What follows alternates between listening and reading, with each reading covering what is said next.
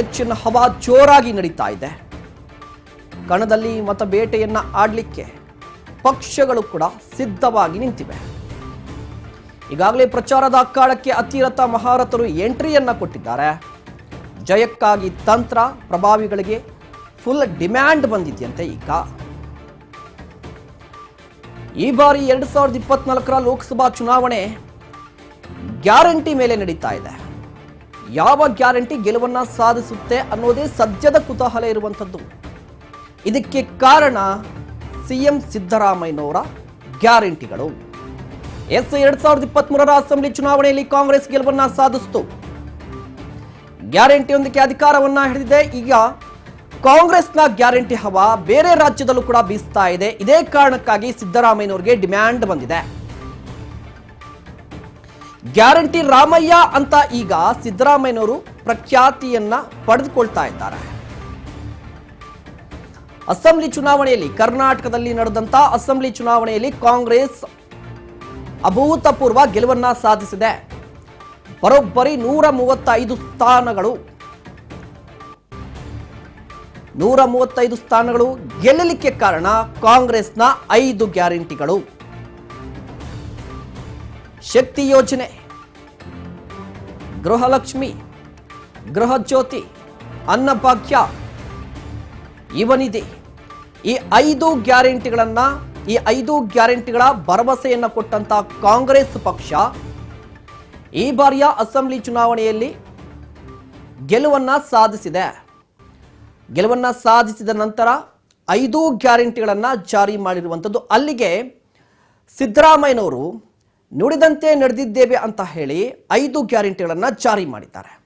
ಈಗ 5 ಗ್ಯಾರಂಟಿಗಳನ್ನ ಜಾರಿ ಮಾಡಿರುವಂತಹ ಸಿದ್ದರಾಮಯ್ಯನವ್ರಿಗೆ ಫುಲ್ ಡಿಮ್ಯಾಂಡ್ ಬಂದಿದೆ. ಯಾವ ಕಾರಣಕ್ಕೆ ಡಿಮ್ಯಾಂಡ್ ಬಂದಿದೆ ಅಂದ್ರೆ, ಬೇರೆ ರಾಜ್ಯಗಳಲ್ಲಿ ಬಂದು ಪ್ರಚಾರವನ್ನ ನಡೆಸಬೇಕು ಅಂತ. ಹಾಗಾದ್ರೆ ಯಾವ ರಾಜ್ಯಗಳಲ್ಲಿ ಬಂದಿದೆ ಅಂದ್ರೆ, ನೀವು ಗಮನಿಸ್ತಾ ಇದ್ರ ವಯನಾಡು ಲೋಕಸಭಾ ಕ್ಷೇತ್ರ ಪ್ರಮುಖವಾಗಿ ಕೇಳಿ ಬರ್ತಾ ಇರುವಂತದ್ದು. ವಯನಾಡು ಲೋಕಸಭಾ ಕ್ಷೇತ್ರ ಅಂದ್ರೆ ನೆನಪಿಗೆ ಬರುವಂತದ್ದು ರಾಹುಲ್ ಗಾಂಧಿ ಅವರು. ಕಾರಣ 2019ರ ಲೋಕಸಭಾ ಚುನಾವಣೆಯಲ್ಲಿ ವಯನಾಡು ಲೋಕಸಭಾ ಕ್ಷೇತ್ರದಿಂದ ರಾಹುಲ್ ಗಾಂಧಿ ಅವರು ಸ್ಪರ್ಧೆ ಮಾಡ್ತಾರೆ, ಗೆಲುವನ್ನ ಸಾಧಿಸ್ತಾರೆ, ಮತ್ತೆ ಅಲ್ಲಿಂದಲೇ ಈಗ ಸ್ಪರ್ಧೆಗಿಳಿದಿದ್ದಾರೆ. ಸೊ ಅಲ್ಲಿ ಸಿದ್ದರಾಮಯ್ಯನವರ ಪ್ರಚಾರ ಮುಖ್ಯವಾಗುತ್ತೆ ಅನ್ನೋದು ಕೂಡ ಕಾಂಗ್ರೆಸ್ನ ವಾದ ಮತ್ತು ಚಿಂತನೆ ಆಗಿರುವಂಥದ್ದು. ಇದೇ ಕಾರಣಕ್ಕಾಗಿ ಸಿದ್ದರಾಮಯ್ಯನವರು ವಯನಾಡಿಗೆ ಬಂದು ಪ್ರಚಾರವನ್ನ ಮಾಡಬೇಕು ಅಂತ ಕಾಂಗ್ರೆಸ್ ನಾಯಕರು ಹೇಳ್ತಾ ಇದ್ದಾರೆ. ಇದರ ಜೊತೆಗೆ ಮಹಾರಾಷ್ಟ್ರದ ಒಂದಿಷ್ಟು ಲೋಕಸಭಾ ಕ್ಷೇತ್ರಕ್ಕೂ ಬರಬೇಕು ಸಿದ್ದರಾಮಯ್ಯನವರು ಅಂತ ಒಂದಿಷ್ಟು ಡಿಮ್ಯಾಂಡ್ ಬಂದಿರುವಂಥದ್ದು. ಹಾಗಾದ್ರೆ ಯಾಕೆ ಈ ಡಿಮ್ಯಾಂಡ್ ಅನ್ನೋ ಪ್ರಶ್ನೆ ಕೂಡ ಮೂಡ್ತಾ ಇದೆ. ಈ ಬಗ್ಗೆ ಇನ್ನಷ್ಟು ಮಾಹಿತಿಯನ್ನ ಪಡೆಯೋಣ. ನಮ್ಮ ಪ್ರತಿನಿಧಿ ಬಸವರಾಜ್ ಹುಗ್ಗಾರ್ ನೇರ ಸಂಪರ್ಕದಲ್ಲಿ ಜಾಯ್ನ್ ಆಗ್ತಿದ್ದಾರೆ. ಬಸವರಾಜ್, ಸಿಎಂ ಸಿದ್ದರಾಮಯ್ಯನವರ ಖ್ಯಾತಿ ಈಗ ರಾಜ್ಯದಲ್ಲಿ ಅಲ್ಲದೆ ಬೇರೆ ರಾಜ್ಯದಲ್ಲೂ ಕೂಡ ವ್ಯಾಪಿಸಿರುವಂಥದ್ದು. ಇದಕ್ಕೆ ಪ್ರಮುಖವಾದ ಕಾರಣ ಏನು? ಯಾಕೆ ಇಷ್ಟು ಡಿಮ್ಯಾಂಡ್ ಅಂತ?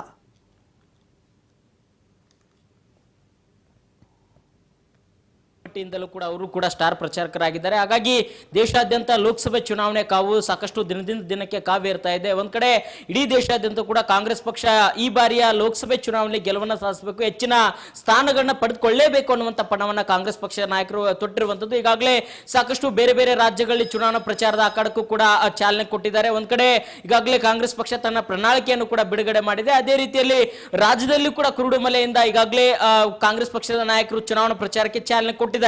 ಅದರಂತೆ ಈಗಾಗಲೇ ಸಿಎಂ ಸಿದ್ದರಾಮಯ್ಯನವರಿಗೆ ಅಂದ್ರೆ ರಾಜ್ಯದಲ್ಲಿ ಗ್ಯಾರಂಟಿಗಳ ಮುಖಾಂತರ ಅಧಿಕಾರಕ್ಕೆ ಬಂದಿರತಕ್ಕಂತ ಕಾಂಗ್ರೆಸ್ ಪಕ್ಷದ ನಾಯಕರು ಏನಿದ್ದಾರೆ, ಇವರ ಒಂದು ಅಬ್ಬರ ಎಲ್ಲೋ ಒಂದ್ ಕಡೆ ಬೇರೆ ಬೇರೆ ರಾಜ್ಯಗಳಿಗೆ ಕೂಡ ಪ್ರಭಾವ ಬೀರಬಹುದು ಅನ್ನುವಂತ ಲೆಕ್ಕಾಚಾರದಲ್ಲಿ ತಿಳಿದಂತೆ ತೆಲಂಗಾಣ ಆಗಿರಬಹುದು, ಪಕ್ಕದ ರಾಜ್ಯಗಳಿಗೆ ಕೂಡ ಬೀಳುವಂತ ಸಾಧ್ಯತೆ ಇರುವಂತದ್ದು. ಹಾಗಾಗಿ ಸಿಎಂ ಸಿದ್ದರಾಮಯ್ಯನವರಿಗೆ ಬಹು ಬೇಡಿಕೆ ಈ ಒಂದು ಚುನಾವಣೆಯಲ್ಲಿ ಬರ್ತಾ ಇದೆ ಅನ್ನುವಂತ ಮಾಹಿತಿ ಕೂಡ ಕಾಂಗ್ರೆಸ್ ಪಕ್ಷದ ಪಾಳ್ಯದಲ್ಲಿ ಚರ್ಚೆ ಆಗ್ತಾ ಇದೆ. ಈಗಾಗಲೇ ಸಿಎಂ ಸಿದ್ದರಾಮಯ್ಯನವರಿಗೆ ಪಕ್ಕದ ರಾಜ್ಯಗಳಾಗಿರ್ತಕ್ಕಂಥ ಮಹಾರಾಷ್ಟ್ರ, ತಮಿಳುನಾಡು, ಕೇರಳ ಈ 3 ರಾಜ್ಯಗಳಲ್ಲಿ ಕೂಡ ಸಿಎಂ ಸಿದ್ದರಾಮಯ್ಯನವರು ಬಂದು ಸ್ಟಾರ್ ಪ್ರಚಾರಕರಾಗಿ ಪ್ರಚಾರ ಮಾಡಬೇಕು, ಅಲ್ಲಿ ಬಂದು ಭಾಗಿಯಾಗಬೇಕು ಅನ್ನುವಂಥದ್ದನ್ನು ಕೂಡ ಈಗಾಗಲೇ ಕಾಂಗ್ರೆಸ್ ಪಕ್ಷದ ನಾಯಕರು ಅವರಿಗೆ ಆಹ್ವಾನ ಕೊಟ್ಟಿದ್ದಾರೆ ಅನ್ನುವಂಥ ಮಾಹಿತಿ ಕೂಡ ಇರುವಂತದ್ದು. ಈಗಾಗಲೇ ಮಹಾರಾಷ್ಟ್ರದ ಉಸ್ತುವಾರಿ ಆಗಿರ್ತಕ್ಕಂಥ ಚೆನ್ನಿತ್ತಲ್ ಅವರಿಂದ ಕೂಡ ಈಗಾಗಲೇ ಸಿಎಂ ಸಿದ್ದರಾಮಯ್ಯನವರಿಗೆ ಆಹ್ವಾನ ಬಂದಿದೆ.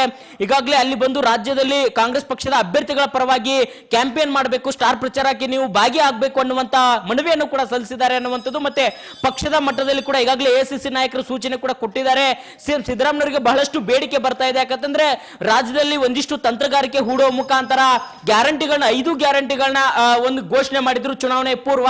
ಅದಾದ ಬಳಿಕ ಚುನಾವಣೆ ನಂತರ ಎಲ್ಲೋ ಒಂದ್ ಕಡೆ ಬಿಜೆಪಿ ನಾಯಕರು ಸಾಕಷ್ಟು ಒಂದ್ ಕಡೆ ಒಂದು ಟೀಕೆಗಳನ್ನ ಮಾಡ್ತಾ ಇದ್ರು. ಅಂದ್ರೆ ಈ ಗ್ಯಾರಂಟಿಗಳು ಈಡೇರಿಸ್ತಾರೋ ಇಲ್ವೋ ಅಥವಾ ರಾಜ್ಯದಲ್ಲಿ ಆರ್ಥಿಕತೆ ಒಂದ್ ರೀತಿಯಲ್ಲಿ ಹದಗೆಡುತ್ತೆ ಅನ್ನುವಂತ ಪರಿಸ್ಥಿತಿ ಕೂಡ ನಿರ್ಮಾಣ ಆಗುತ್ತೆ ಅನ್ನುವಂಥದ್ದು ಕೂಡ ಬಿಜೆಪಿ ನಾಯಕರು ಸಾಕಷ್ಟು ಒಂದ್ ಕಡೆ ಆರೋಪಗಳನ್ನ ಕೂಡ ಮಾಡ್ತಾ ಬಂದಿದ್ರು, ಟೀಕಾಸ್ತ್ರ ಕೂಡ ಪ್ರಯೋಗ ಮಾಡ್ತಾ ಇದ್ರು. ಹಾಗಾಗಿ ಇವೆಲ್ಲದರ ನಡುವೆ ಕೂಡ ಸಿಎಂ ಸಿದ್ದರಾಮಯ್ಯವರು ಗ್ಯಾರಂಟಿಗಳನ್ನ ಈಡೇರಿಸುವಲ್ಲಿ ಸಫಲರಾಗಿದ್ದಾರೆ. ಹಾಗಾಗಿ ಈ ಒಂದು ಜನಪ್ರಿಯತೆಯನ್ನ ಅವರಿಗಿರ್ತಕ್ಕಂಥ ಒಂದಿಷ್ಟು ಭಾಷಣದ ಕಲೆ ಆಗಿರ್ಬೋದು, ಅವರು ಒಂದಿಷ್ಟು ಅಭಿಮಾನಿಗಳ ತಂಡ ಆಗಿರ್ಬೋದು, ಇವನ್ನೆಲ್ಲ ನೋಡಿಕೊಂಡು ಇದನ್ನು ಕೂಡ ಬೇರೆ ಬೇರೆ ರಾಜ್ಯಗಳಿಗೆ ಕೂಡ ನಾವು ಪ್ರಯೋಗ ಮಾಡಬೇಕು ಅನ್ನುವಂಥದ್ದು ಕಾಂಗ್ರೆಸ್ ಪಕ್ಷದ ನಾಯಕರ ಲೆಕ್ಕಾಚಾರ ಆಗಿರುವಂತದ್ದು. ಹಾಗಾಗಿ ಈಗಾಗಲೇ ಸಿಎಂ ಸಿದ್ದರಾಮಯ್ಯವರಿಗೂ ಕೂಡ ಒಂದು ಹಂತದ ಪ್ರವಾಸದ ಕಾರ್ಯಕ್ರಮ ಕೂಡ ಈಗಾಗಲೇ ಸಿದ್ಧಪಡಿಸ್ತಾ ಇದ್ದಾರೆ ಅನ್ನುವಂತ ಮಾಹಿತಿ ಕೂಡ ಇರುವಂತದ್ದು.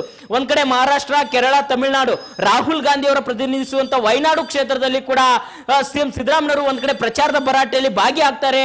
ಅದರಂತೆ ತಮಿಳುನಾಡು ಏನು ಇಂಡಿಯಾ ಒಕ್ಕೂಟದಲ್ಲಿ ಭಾಗಿಯಾಗಿರ್ತಕ್ಕಂಥ ತಮಿಳುನಾಡು ಏನಿದೆ ಅವರು ಕೂಡ ಸಿಎಂ ಸಿದ್ದರಾಮಯ್ಯವ್ರನ್ನ ಆಹ್ವಾನ ಮಾಡಿದ್ರೆ ನೀವು ಬಂದು ನಮ್ಮ ರಾಜ್ಯದಲ್ಲಿ ಪ್ರಚಾರ ಮಾಡಬೇಕು ಅನ್ನುವಂಥದ್ದು ಕೂಡ ಅಲ್ಲಿರ್ತಕ್ಕಂಥ ಅಲ್ಲಿರ್ತಕ್ಕಂಥ ಸ್ಥಳೀಯ ನಾಯಕರು ಕೂಡ ಈಗಾಗಲೇ ಅವ್ರನ್ನ ಆಹ್ವಾನ ಮಾಡಿದ್ರೆ. ಅದರಲ್ಲೂ ಕೂಡ AICC ಮಟ್ಟದಿಂದಲೇ ಅವ್ರನ್ನ ಸಂಪರ್ಕ ಮಾಡಿದ್ದಾರೆ ಅನ್ನುವಂಥ ಮಾಹಿತಿ ಕೂಡ ಇರುವಂತದ್ದು.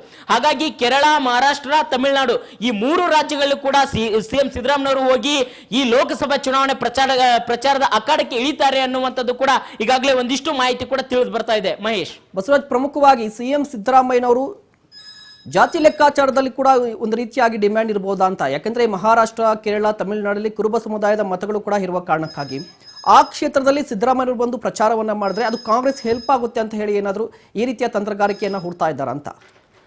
ಖಂಡಿತವಾಗ್ಲೂ ಮಹೇಶ್, ಈಗಾಗಲೇ ಜಾತಿವಾರು ರಾಜಕಾರಣ ಅಂತಕ್ಕಂಥದ್ದು ಸಾಕಷ್ಟು ಒಂದ್ ಕಡೆ ಹಲವು ರಾಜ್ಯಗಳು ಕೂಡ ಆಗುತ್ತೆ. ಅದರಂತೆ ಸಿಎಂ ಸಿದ್ದರಾಮಯ್ಯವರು ಕುರುಬ ಸಮುದಾಯದ ಪ್ರಬಲ ನಾಯಕರು, ಒಂದ್ ಕಡೆ ಇಡೀ ಸಮುದಾಯ ಕೂಡ ಅವರ ಪರವಾಗಿರುವಂತದ್ದು. ರಾಜ್ಯದಲ್ಲಿ ಕೂಡ ಅದರ ಶಕ್ತಿ ಪ್ರದರ್ಶನವನ್ನು ಕೂಡ ಸಿಎಂ ಸಿದ್ದರಾಮಯ್ಯವರು ಮಾಡಿದ್ದಾರೆ. ಅದರಂತೆ ತಮಿಳುನಾಡು ಆಗಿರ್ಬೋದು, ಮಹಾರಾಷ್ಟ್ರ ಆಗಿರ್ಬೋದು, ಅಲ್ಲಿ ಕೆಲವೊಂದಿಷ್ಟು ಕಾರ್ಯಕ್ರಮಗಳಲ್ಲಿ ಕೂಡ ಭಾಗಿಯಾಗುವ ಮುಖಾಂತರ ಅಲ್ಲಿ ಕೆಲವೊಂದಿಷ್ಟು ಒಂದು ಅಭಿಮಾನಿಗಳಾಗಿರ್ಬೋದು, ಒಂದಿಷ್ಟು ಜನ ಬೆಂಬಲ ಕೂಡ ಅವರಿಗೆ ಸಿಕ್ಕಿರುವಂತದ್ದು.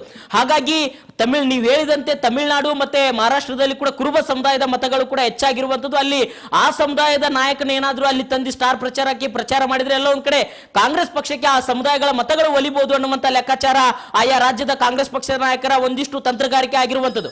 ಹಾಗಾಗಿ ಸಿಎಂ ಸಿದ್ದರಾಮಯ್ಯವ್ರನ್ನು ಕೂಡ ಸ್ಟಾರ್ ಪ್ರಚಾರಕ್ಕಾಗಿ ಅಲ್ಲಿ ಒಂದು ಕಾಂಗ್ರೆಸ್ ಪಕ್ಷದ ಅಭ್ಯರ್ಥಿಗಳ ಪರವಾಗಿ ಮತಯಾಚನೆ ಮಾಡುವ ಮುಖಾಂತರ ಆ ಸಮುದಾಯದ ಮತಗಳನ್ನ ಸೆಳೆಯುವಂತ ಪ್ರಯತ್ನಕ್ಕೆ ಮುಂದಾಗಿರುವಂತದ್ದು. ಹಾಗಾಗಿ ಈಗಾಗಲೇ ಒಂದಿಷ್ಟು ಸಿಎಂ ಸಿದ್ದರಾಮಯ್ಯವರು ಕೂಡ ಆಯಾ ರಾಜ್ಯಗಳಿಗೆ ಹೋಗುವಂತ ಒಂದಿಷ್ಟು ಪ್ಲಾನ್ ಗಳನ್ನು ಕೂಡ ಮಾಡ್ಕೊಳ್ತಾ ಇದ್ದಾರೆ. ಈಗಾಗಲೇ ಆ ರಾಜ್ಯದ ಜೊತೆಗೆ ಮತ್ತಷ್ಟು ರಾಜ್ಯಗಳಲ್ಲಿ ಕೂಡ ಸಿಎಂ ಸಿದ್ದರಾಮಯ್ಯವರ ಒಂದಿಷ್ಟು ಪ್ರಚಾರಕ್ಕೆ ಒಂದಿಷ್ಟು ಬೇಡಿಕೆ ಬರ್ತಾ ಇದೆ ಅನ್ನುವಂತ ಮಾಹಿತಿ ಕೂಡ ಕಾಂಗ್ರೆಸ್ ಪಕ್ಷದ ಪಾಳ್ಯದಲ್ಲಿ ಚರ್ಚೆ ಆಗ್ತಾ ಇದೆ.